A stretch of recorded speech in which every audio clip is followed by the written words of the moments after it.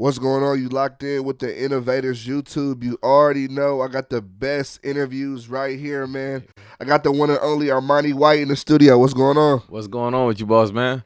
I'm doing pretty good. How's everything going for you? Fresh off the plane, I got a damn headache, but literally fresh off the plane. Go. I appreciate you hopping off the plane and coming straight here. Yes, sir.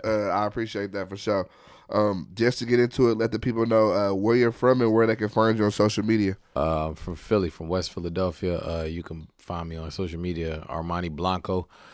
Armani like the brand, Blanco like the color, but in Spanish, and Spotify, Apple Music, all that. That's Armani like the brand. Yeah. Blanco like the color, or white like the color in English. Just to get into it, can you talk about your hair? Yeah, bro. This is the first interview I did where I got the beads on, so I'm trying not to move too much so you don't hear like all the swinging and shit. Yeah, but yeah, I mean, honestly, like it's just like I was on my I'm trying to find a word for it, like natural girl type joint. Like not me, but like I was just around a bunch of natural girls, so they like as I started growing my hair out, they started telling me different products to use, shit like that. So. Yeah, I just started doing it, then my friend Vinny, she started putting beads in it. She do my hair all the time. She started putting beads, and I wasn't rocking with the beads at all, bro. Why not? I don't know. It's just it's one of them if it ain't broke, don't fix it type joints. So like I usually just get individuals or something like that, or I get regular twists. But she put the beads in, and I was like, nah, I hate it. I was like over it, no, I hate it. And she's like, just try it out. I'm like, nah, I hate it. She like, well, look, I gotta go home. I'm not taking them up. And and so I ain't know how to take this shit out, and I had a photo shoot in the morning. So I'm like, damn, if I take them out and they look stupid, then I can't even get, So I was like, fuck it, I'm gonna just put this scarf on, do the beads, and then I did the little photo shoot with it, and it just looked good. So kept rocking with it. Keep rocking with it. Yeah, and I've been doing the scarves for a minute now. Yeah, I was like, what makes you rock the scarf? That's another joint, bro. Honestly, like I bought a bunch of scarves when I started growing my hair out because, like when you go to sleep and shit, you want to sleep on the silk so it don't mess your hair up and your shit don't go dry. But I started to wear it in these like little these like pineapple things. They I tie it up and the hair just fall forward, some shit like that. So after that, I do it up like that, and then when it's like twisted, I would just wrap it up. So it just kind of stuck with me. Like, I mean, I want to take it off. I might take it off right now, man, for this fucking headache. But nah, I feel you. You passed my book. You said when I was like 2011, 2012. I went to Howard, so I was around a lot of people from PA. So when you said John, you refresh my memory. Right. Nah, I went to school with some niggas from DC. They used to say. It was like John. John, they say Mo. Yeah. But it was the way they say John. It was like John. So like it was DC niggas and Virginia niggas that said John. So yeah, like I started saying that shit. Can you tell me like how did you grow up? Was your parents around? Like what was that like? Yeah, for sure. I grew up in like single parent household, but I was bouncing back and forth. So like I was at my dad's house a lot, I was at my mom's house a lot, I was at both of my aunt's houses a lot. It was kind of like they like niggas just was playing freeze tag where they wanted, you know what I mean? Where I was sitting at, it was like, all right, nah, you hold it type of shit. Like we like I got a bunch of siblings on my dad's side, so it was very like oriented in that way. I was the youngest, youngest out of all my brothers and sisters and shit. So and then, I mean, like, for the most part, like, mainly I was with my mom. I was with my aunt. She passed away in 2006. So then it was with the other aunt. My mom moved out of the city at one point, and I was definitely with my other aunt who was right around the corner from my dad. So, yeah, like, they always in my life, and it was, like, I was just kind of like just a wild-ass little bad kid, like, just wanting to be outside all the damn time and shit, just be getting into whatever trouble I could find. West Philly, how would you describe West Philly to somebody who's never been there? That shit ass. No, I'm playing.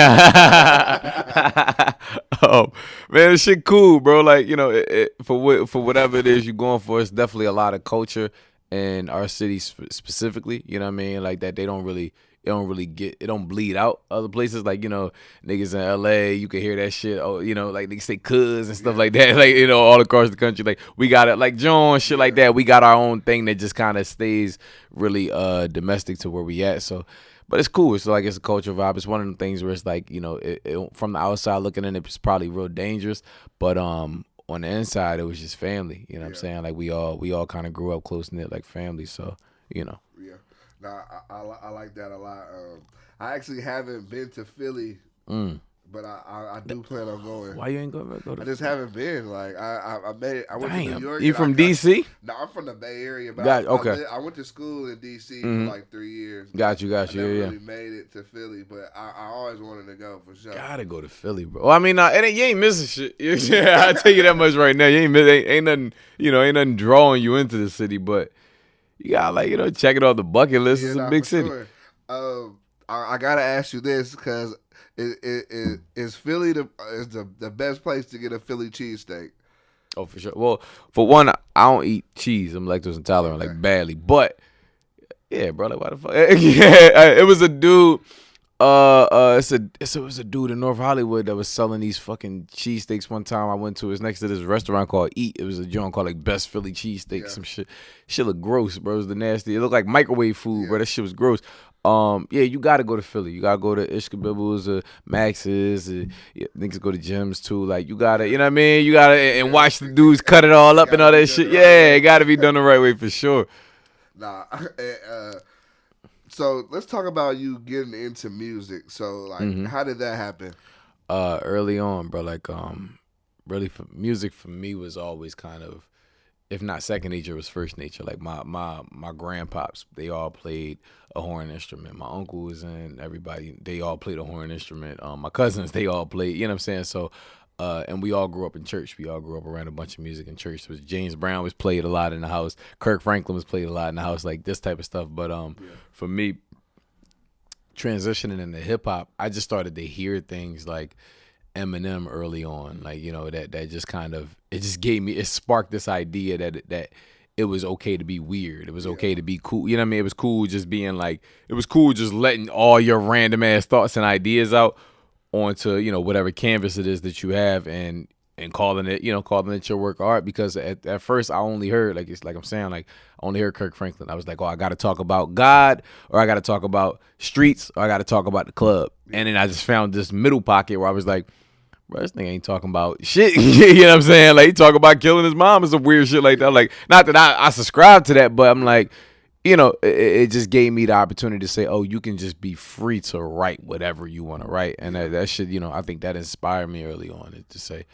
like I can do some shit like that too. Was it hard for you to, I feel like a lot of times with music nowadays, people try to fit what they think the image is or what they think that they should fit in. Was it hard for you to just do what you felt was the best representation of you? So I feel like everybody started rapping like recently, like in they like later years, some shit like that. Like everybody just decided they wanted to rap like a year ago or something. I've been rapping damn near my entire life. And when I first started rapping as a kid, it's like young as hell, it wasn't cool. But at the time, I was a gangster rapper, bro. I was 50 Cent. You know what I'm saying? I was 50 Cent with remember the white beaters, them thick ass shoulder straps and shit. I was on that type time, like, so over time though, I just started to live mature and I was, like we were in like these tough environments, and I still found pockets for me to be myself. I still found pockets for me to creatively and I'm not talking music, just like. And when we outside in the world and like in Philly, you don't realize it. Like I don't realize until I talk to people who wasn't in Philly or wasn't in like the neighboring cities or surrounding areas. Like we just grew up tough. We grew up like, you're either like, it's like either predator or prey kind of thing. It's like, can you fight? All right, do it. You know what I'm saying? And it got to a point where we outside, we're just fighting just to find our spot on the food chain kind of thing. And so, just that mentality, I think, over time, I was like, even while I'm in this environment, I'm still finding ways to just be myself. Just be, he the goofy one. Monty, he just be on da. So, I think once I learned to do that in real life, it's easy to transition into music. One of my first songs I ever wrote was like, I remember I was rapping about Cartoon Network versus Disney Channel characters or some shit like that. Like it was just, like I wasn't trying to, after a while, I was trying to do like tough guy thing, but it was just like, like I just want to have fun. You know what I'm saying? What was it that made you want to start with like the Cartoon Network? The tougher sound? I guess it just registered to me. It registered to me as something I identify with because I seen it a lot. So I thought it made sense. Like a lot of even the people who I was looking up to as a kid was like these tougher images. I was like, oh, like this is who I know this is who I need to be at some point in my life. I don't like I'm looking at me like who I am is goofy as bro, till I was maybe like 13 or 14. I didn't stop going up the stairs with my hands and feet. Like but like I'm like, damn, I eat applesauce with pretzels. I'm just this weird fucking kid. But I'm like at some point I gotta mature, I gotta beef up and turn into this guy. And obviously I still pick up some of those mannerisms, like, protection and protecting my family, different things like that now. But nah, I just, after a while you just realize like, man, I could be whatever the fuck I want to be. You know what I mean? So, which I think is big in just in life in general. Like, you got to be comfortable in your own skin. Which exactly. I feel like everybody, it's not everybody easy not. to do, Mm-hmm. And everybody's not. So like. I feel like that you found that. I feel like that'll take you very far. Absolutely, sure. Yeah. And I like that a lot. So let's talk about you. Your single, Billie Eilish, is pretty much everywhere. It's going viral. Yeah, it's going stupid, almost bro. 2 million views and yeah. I seen that this morning. I was up on my way to the plane. That shit is about the 1.9 something. That's just crazy. The Nori sample, like, who made the beat? My man July made the beat. We was just talking, like we were just tossing a bunch of samples back, or like just songs that we like back and forth. And I'm like, yo, this one, like, I love this one growing up. And I sent him a bunch of other ones, but I think that one just both connected with both of us. And and it ain't even take long for him to send it back. When you made the song, did you think that it would go blow up like that?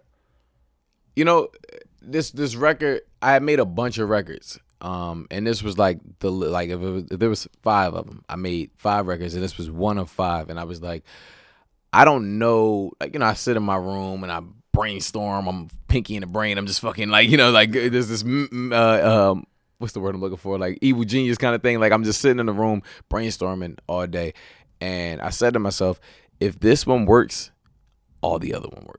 Like I'm right about everything else. Yeah. If this one works, I'm right about everything because I think I'm right about all of them. Yeah. But I got to test it out with this one, and it worked. So I can say, just saying the short answer is, I had the faith in that one. I thought that one was the one, but it's good to feel validated. No, for sure. It's definitely good to feel validated. How important would you say TikTok was to the song? TikTok was the song, bro. No TikTok, no song. Like I was playing the industry game all like damn near my entire career, and I had some homies who was just going crazy on TikTok, and I'm like, bro, how y'all doing it like this? And then he told me, he was like, man, listen, you know more dudes in the industry than I do. I'm just, I'm just direct to consumer, and so I just studied everything they did. Like, I just sat down for a week and looked at everything they did step by step. And I was like, I can do this. It's easy. You know what I'm saying? And so it just took that record that I really felt that would work that way. And I tried it. I wrote this whole plan out. I always write these rollout plans out.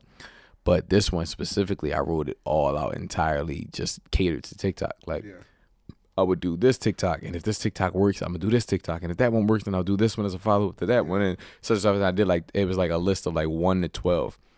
When I finished, it ended up being like 1 to 48, but it was all still catered to TikTok. So that first one, I only planned for it to hit maybe like 50 to 100K, and it hit 2 mil first couple hours. That's crazy. And that was the one that carried it, and then the next one followed up. It's 2.5, 3, 4.4. Like, you know what I'm saying? It just kept on going. I'm like, oh, okay. We got something. Yeah, right. Exactly. That was easy. When you get a song that's so big and so viral, like, how do you continue to meet that expectation? Does that put extra pressure on you? You feel like with your next song? Maybe. Yeah. It does and it doesn't. And the only reason I say this is because, like, at some point, like, like say I knock something out the park. Say I'm Barry Bonds. I knock something out the park. And the next thing I hit, next time I swing, I miss all three. I gotta go sit back down on the bench. The only way I stop being Barry Bonds is if I stop right there. At some point, I gotta keep swinging, and I gotta keep swinging, and I gotta keep swinging. So I think, like, for me, Billie Eilish is that one that really went. There's a couple other records where I'm like, oh no, this is gonna go. This is gonna go. This ain't even the same type of style, but this is gonna go. And I feel confident about them. It's really just like, to me, it's like how it's not so much what the present is, but how I package it, And so, how important do you feel like was the name? Like when you're picking the title of the song? yeah. Like Billie Eilish, of course, she's a big art. Like, like what made you even do that? Bro, so I mean, you gotta think about like just the style of the record. It's like that sample is so 2002. So then, like, you think about this style of. Honestly, there was a meme that was like, Billie Eilish dressed like a them franchise boys or something like that. and I think that it also sparked a lot of like, just the idea of the metaphor in my head. Yeah. And, I thought it was like just the meaning behind why she does it. It was like, just to spread like body positivity. I thought that was dope. Yeah. But even outside of that, it was just like, the easy tie-in of like how she dresses, how we dressed in 2002. Yeah. Was like, this is perfect. This is a perfect idea. So yeah. You've been making music for a long time. Yes, sir. What do you think has changed the most with in the music over the years?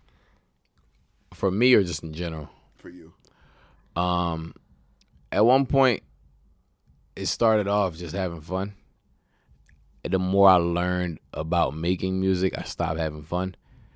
And then the moment I got good at it, I feel like is when I realized that I needed to have fun again, So it's like, you start off, you're just trying this thing out, like you're playing a game or something. Then like at some point you get super competitive about it, and you get so competitive that it's not even fun anymore. You're like doing it with this intent to be great or something. Yeah. And you realize, and then at one point you realize, I'm not enjoying myself. I'm just doing this. I'm like computer programmed to do this. It's like AI at this point. Yeah. So, and then once you like sprinkle that fun back in it and you just say like, why don't I enjoy myself instead of just trying to always work towards this goal?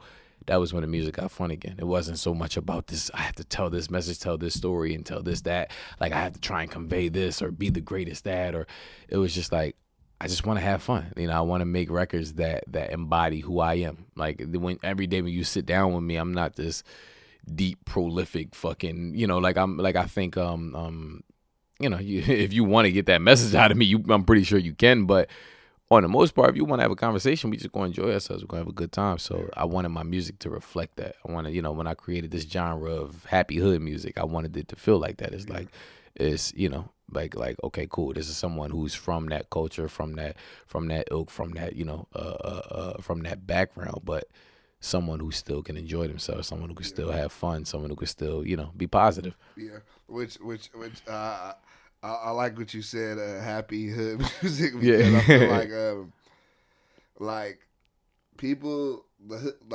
hood is people they don't want to smile, they want to mug, they want to frown, but it's like. But that's what I'm saying. I know so many dudes who I grew up with. I always tell them like, bro, I'm the one that made it out. Like a lot of my friends ain't, they not the nicest people. Yeah. But when we get around each other, it's not. We just laugh all day. It's nothing but laughs. Even when they doing whatever they doing, like we just laughing all day. If I call one of them right now, I'm busting a trap. Yeah. I'm like, man, shut your nut ass up. You know what I'm saying? And we just laugh. So I feel like like this hood persona is, at the end of the day, we are not one-dimensional people. You know what I mean? Like everybody is multifaceted. Everybody is multidimensional. Like, you niggas, you have a kid. You ain't gonna be tough with your kid. You got a daughter. She like 4 months old with you jumping at her and shit like that. Like you gonna teach her how to load the gun? Like, nah, nigga. Like, so, it's just, I think, people just got to stop trying to put the facade on it and like, just be human. be a human being, because, Outside of music, what do you like to do? I play pool a lot, bro. I work out a lot for sure. I work out a lot, like do a lot of running, a lot of lifting, and then game. Like I'm I don't know. Yeah, like outside of music, I just do music related shit. Like, you play video games? Or? Yeah. I play Call of Duty a lot. Anytime I get a chance to. Yeah, I'm nice. I'm one of them. I'm one of them. How do you feel about the Philly music scene right now? Yo, Philly having a moment. I mean, like outside of myself, obviously, like there's a lot of just things that are going on isolated. There's a lot of isolated events. There's myself. There's Uzi. There's Tierra. There's like, but there's also like the party scene, like that shake that shit thing. You know what I mean? Like that's like, and that's about. I don't know all of their names, but it's about 10 of them niggas. Like, you know what I'm saying? And so like, I think Philly in its entirety, like if you add all of that up, like I think if we found a way to pull it all together, like find a string to run through all of it, we having a moment. Like we definitely doing something cool, something unique. What would you say has contributed to you being able to do music for this long? You know, you've been doing it for a while. Like, work ethic, the people around you, the right team. Like, what would you say? Yeah, I mean, I think it's work ethic, one, and then relationships. Like, you know, like I think at least because, you know, I have a really good team around me now, but like I didn't have that the entire time. I really honestly didn't have that shit until maybe this year. Before this year, it was me, my dog Rob, my OG JV. He came in a little later in the picture, but it was me, Rob, and you know what I mean, a few other people who I might be missing their names, yeah, just having the right, I think having that work ethic to say like, all right, cool. If nobody else is going to do it for me, then what need to get done? Like, if somebody got to do it, you know what I'm saying? That's kind of how I've always been. That's always been my mentality. It's just like, bro, look, you know what I'm saying? Like you could either complain about, I don't got this person, I don't got this team, this label, this manager, this booking agent, this such. Like even when I like my booking agent to tell you, bro, I walked in when I did Made in America. I walked into their office. Like we wasn't even working at the time. I walked into their office and I was like, I've been playing some new music. He said, shit dope. I said, oh yeah, by the way, I booked Made in America. Yeah. Huh? I said, you know what I'm saying? I'm like, nah, I booked it. Like, you know what I'm saying? I already got that taken care of. So like, you just got to be able to fill in the blanks and be hungry enough to want that shit, you know, if somebody else don't want it for you. Yeah.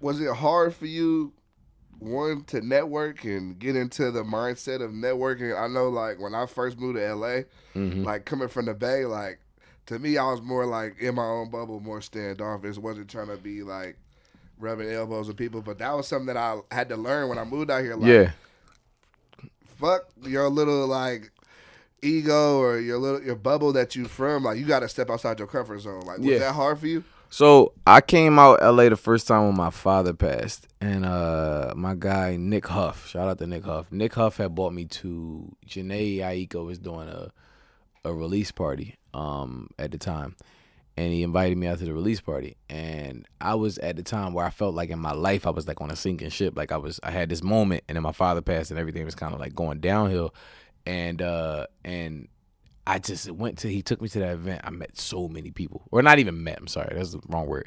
I seen so many people. Like, it was just so many motherfuckers in the building. Yeah. And then afterwards, he was like, yo, did you meet anybody? I was like, nah. He was like, all right. Well, yeah. And so, you know, and then after he pulled me to the side, he said, look, like, you know, those opportunities don't just come. Like, I know I bought you here easily, but like, you know, if you go back to Philly and say we lose contact, you'll never have these type of, you know, like opportunities again if you ain't if you ain't out here working for them. So you need to treat every one of these rooms you walk in like it's the last room that you gonna walk in. Treat it like it's your room. Like, you know, when I walk into a party now, it's like I might walk up to a motherfucker and be like, yo, I appreciate you for coming out to my event.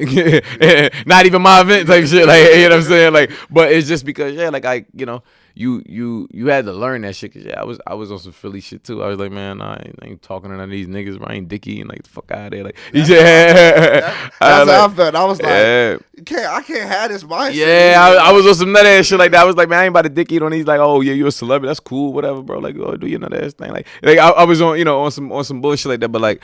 But after a while, yeah, you realize like, you know. If I don't speak to anybody who gon', you know, like who's gonna actually help me, I'm gonna just be this one person in my own bubble, just like, you know, nah, man, niggas was too cool for me. Like, nah, I was actually too cool for niggas. That was a problem. You know. How hard was it to get your team right? Oh, that was hard. That was hard. That was hard. Shout out to Dion. Shout out to Nick. That was they I wish they would. I wish I would have found them niggas sooner. You know what I'm saying? I went through a lot of different management situations at first. And I had one management situation that kind of just went how it went, and I felt sour about the idea of management for a long time because of how that went. And yeah, moving forward, it was just like fail at the I do more than you, you know, and like to a point where one of the guys pulled me to the side. He said, "Yo, managers are scared of you." I said, "What the fuck you mean managers are scared of me?" He was like, "You're scared because you know a lot more than the average artist. And because you know a lot more than the average artist, you'll do a lot more than the average artist. Managers kind of come in." He's like, managers just want to come in and do like minimal effort type of shit. And, and then make it look like it was the world to you because you didn't know how to do that yourself.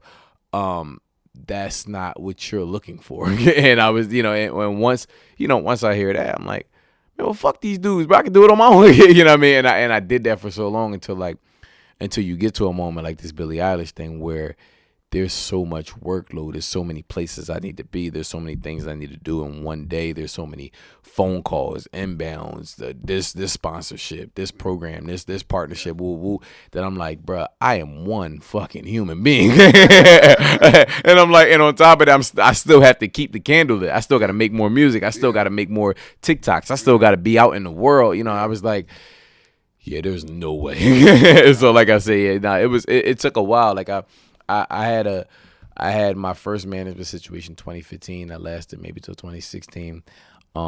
Second management, I had like 3 management situations that I tried. Actually, one management situation that was real, but 2 of them that I talked to in 2018, and that went until maybe like 2019.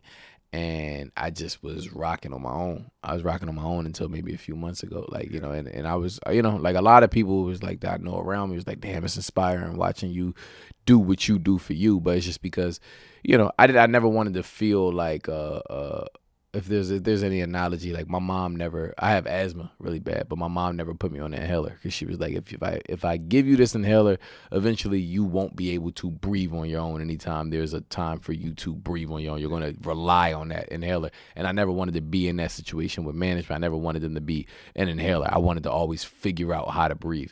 Yeah, no, I got you, and I could respect that for sure. Mm-hmm. As far as like new music, like what can we expect coming soon? Bunch of shit, bro.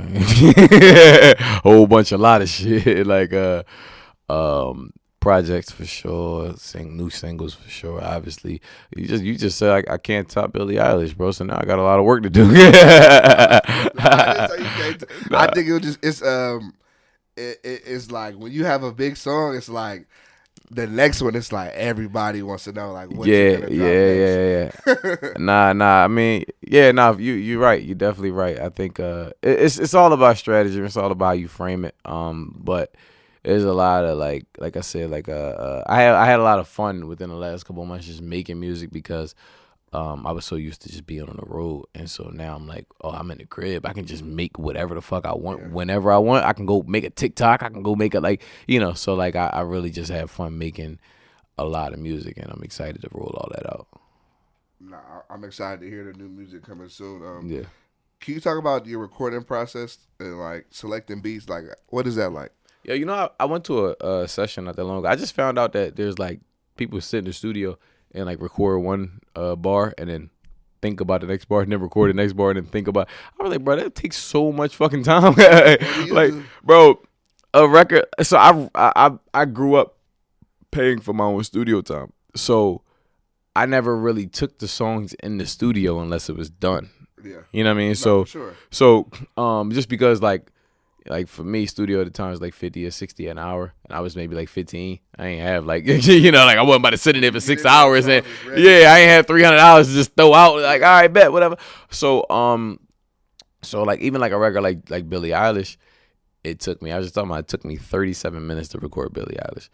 And by 37 minutes, I mean, that was the time I got in there, dapped niggas up, went upstairs, set the computer up. I recorded maybe for 9 minutes. Then I had to like do a little, drop the beat right there, call my Uber, wait for my Uber. I was out in 37 minutes. But I'm cool with that process. I'm cool with like trying to record for maybe like somewhere between like, you know, if it's one verse, like no longer than like 10 to 15 minutes. If it's a whole song, we could try and knock this whole thing out in like 45 minutes. But like, I think my writing process is super isolated. A lot of times I write by myself. And then the recording process is, you know, like maybe like me and an engineer, but a lot of times I take the record home. I take the session home because I get super meticulous. I'm like, I want to drop the beat out here. I just start doing all this old weird nerdy shit. And you do that, a lot of that stuff on your own? Like, yeah, I had a shout out to Mike Irish. Mike, my homie Mike, he was an engineer for me at the time, but he started his own studio in New York. Yeah. So he realized he wasn't going to be able to work with me. He one day I came to the studio and he was like, yo, where's your hard drive? He put Pro Tools on my hard drive and I was like, look, download this shit and just play around with it. I'm going to give you all your music and, you know, all the shit that you be like doing when you like, oh, tweak it just a little bit this way and that way. Yeah, you can do all that shit at the crib now. And just whenever you need it mixed, send it to me. I mix it. And so like, you know, I just sat with the program and learned it as much as I possibly could. So like my uncle told me as a kid, he's like, always know 50% of what you're willing to pay somebody 100% to know. So like, you know, I had to learn videos, I had to learn Pro Tools, recording, I had to learn, you know, like whatever it was, I just had to figure it out. Honestly, I think that's the way to go for any artist. I feel like you definitely know how to work Pro Tools and dudes be in the studio like it's just like dudes be in the studio sleeping, not like I'm not really the type of bull like now, you know, we do it sometimes with like a studio is like a celebration, like it's a club or whatever. But when it's time to record, I can't have too many people in the studio. I just can't really get in my own world when it's like, oh, I bought the bad bitches, bro, and we got liquor, and we got guns, and we got like, I'm not that bull at all. I'm really just like, it would be me, the engineer, and someone who can give me an opinion, like a educated opinion on music. Like, yo, does this sound good? Does this sound bad? Should I do this? Me and my homie Christian, we record a lot of times. Like, he sings on a lot of my records, so you know, like, but it be no more than like 3-4 people. Is it? Do you? I want to ask you this because it's something I think about.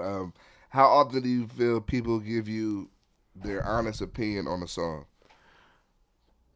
Niggas give me their honest opinion, bro. They thought it was trash. They'll be like, yeah, this shit trash. Yeah, but niggas give me their honest opinion. I think some niggas will also say sometimes I'm hard headed, but at the same time, I just sometimes I like with Billie Eilish. Like some people, I played Billie Eilish for a couple of people. They was like, "Oh, okay, yeah, it's cool." Yeah.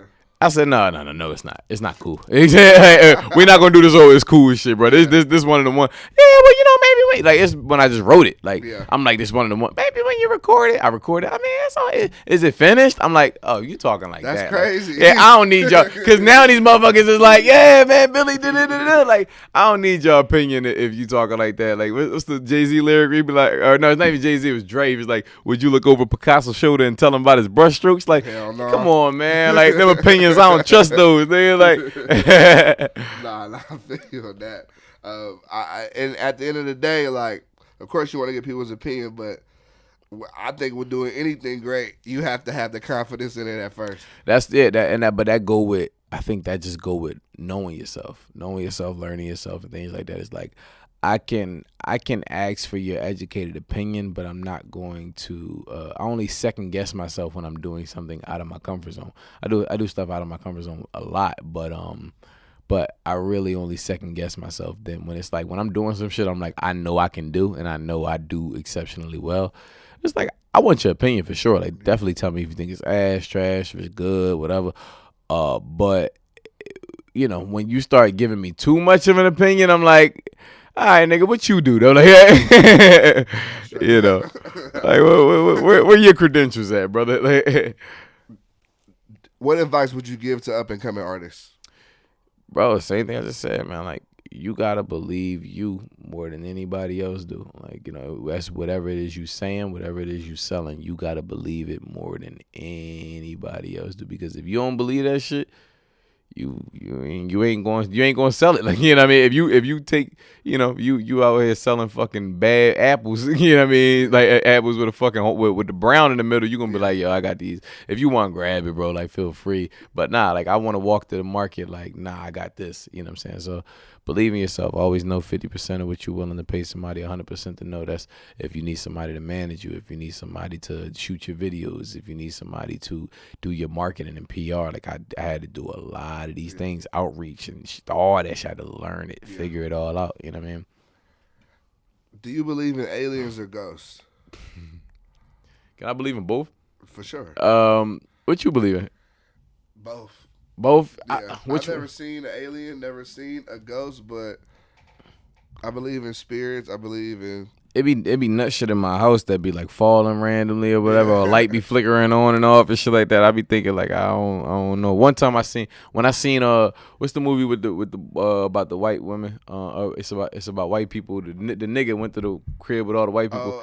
Get out. Get out. I don't know why I blinked on that shit. Movie coming out called Nope. Yeah. Tap in for the interview. We giving you free promo. But no, that shit.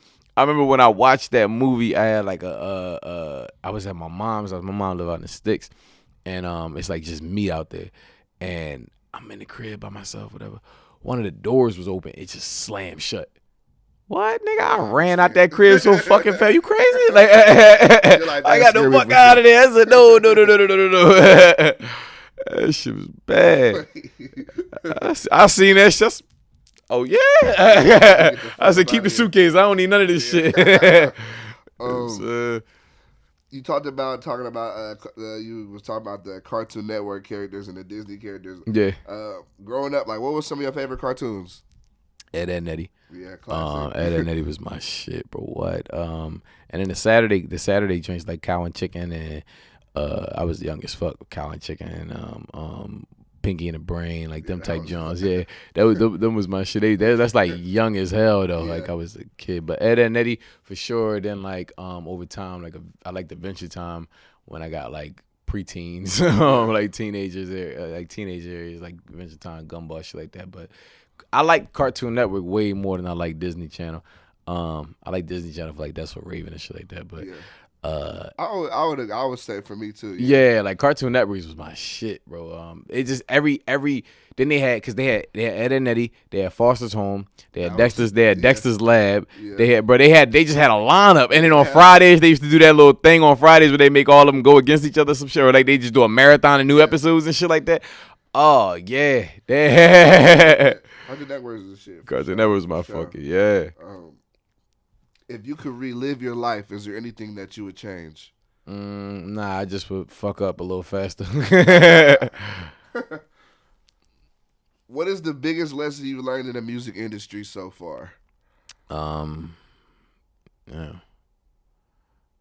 Relationships.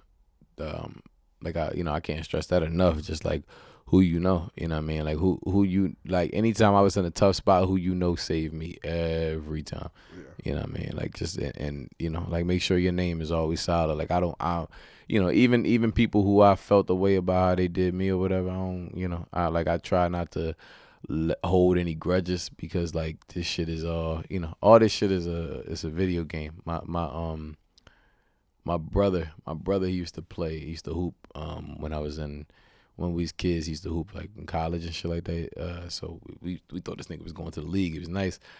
But one day I'm playing him in 2K and I'm cooking this nigga. What? I'm cleaning the fucking streets with this nigga bad. So and he like, bro, how you doing this? I'm like, I don't know, nigga. I'm not even good at 2K. So he leaves. A couple of days he comes back over and he fucking me up. Like he's fucking the sticks up. He skunked me, matter of fact, 21. He skunked me. I had to put it down. So I'm like, damn, like what the hell happened? He said the problem was I was treating this shit like real life. And the moment I realized it was a game, I treated it like a game. Yeah. And that's when I got good at it. I ain't know he was saying some shit that actually meant anything. Yeah. He was just talking about the game.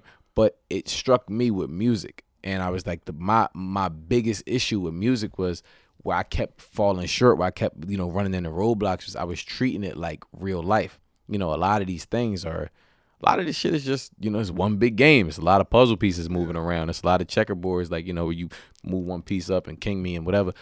And the moment I realized it was a game, I played it like a game. That's when I got good at it, you know. I like that. I like that a lot. Yes, sir. You gotta know how to play the game. Absolutely got to know how to play the game. Yeah, can't be emotional about this shit. Do you have any goals for the rest of the year? Yeah, man. Yo, I said this is gonna be my second comment year. But second comment like 1 million. Like not dollars, but monthly listeners. I wanted 1 million monthly listeners by the end of the year. I hit 2 million monthly listeners. And I'm like, crazy. Nigga, yeah, in May type shit. I'm like, bro, I said I wanted this by December 31st. You know what I mean? So yeah, I mean, I gotta look back at the list, but that was definitely big on there. Damn, what everything? Yeah, it was like 10 things on there. I think like 8 of them is already crossed off. Yeah, shit. Nah, yeah, I can't even remember, but I know that was like the one that I thought was gonna be. A fucking I was like, cause I was stuck in the 100s for a while, and like, you know, I got up to like the 200s and almost hit 3 one time. So I was like, damn, like, you know, we can just double this shit and triple this shit, we be right under a mil. Yeah, all it took was 1. All it took was 1. I just hit 200,000 followers on TikTok too. That's what's up. Yeah, I want to get 100,000 followers or 100,000 subscribers on YouTube, so I got one of them little plaques and shit. Yeah, I think I just hit 40,000 today. Oh, so. Shit! Congrats! Yeah. I was just seeing that. I was like, all right, cool. Yeah, shit. We gonna race to the plaque, bro. We gonna race to the plaque. Is there anything that you want to address before you get out of here? Nah, bro. Man, listen, buy more scarves. Take care of y'all hair. For my final question, I want to ask you, what advice would you give to the younger you? Like, if you was able to go into the room and talk to the younger you for 5 minutes, like, what would you say? Stop being so damn hard-headed, bro. Like, shut up. Listen, man. Like, man, younger me, he just was. I say this shit all the time. Like, man, I had my whole life planned out at 17, and I'm still living out everything I wrote down at 17, but. Shut up, man. Like, like modulate the plan a little bit. Like, you know, be cool with modifying some shit. You know. Yeah. But yeah. Nah, you definitely gotta you know, listen to yourself and take some advice sometimes. Yeah. Once again, bro, listen I to other appreciate you people. coming up. Yeah, for sure. I appreciate you coming through today. We got Armani White in here. Dope interview on the way. Go check out the new music. Go check out the new video. Billie Eilish is running up numbers on YouTube right now. Thank you for coming. Thank you, bro.